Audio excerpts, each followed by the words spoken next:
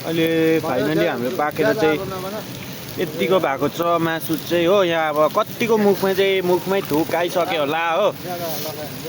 यस्तो दामी भएको छ यहाँ हाम्रो मासु चाहिँ हो। यो चाहिँ कुखुराको मासु हो। मजाले आगोमा चाहिँ हामीले मजाले रोस्ट गरेर खाँदैछ हो। यो चाहिँ जाली चाहिँ फेरि मेसिनको एयर फिल्टरको जाली हो। जससँगले हामी चाहिँ खाँदैछ। यहाँ कतिको मुखमा चाहिँ थुक आइसक्यो होला यो लेग पिसहरू देखेर चाहिँ हो। यहाँ यो देख्नु सक्नुहुनेछ। यहाँ मासु चाहिँ दामी पाकिदिएको छ हो। यहाँ अब हो अब खानुपर्ने हुन्छ।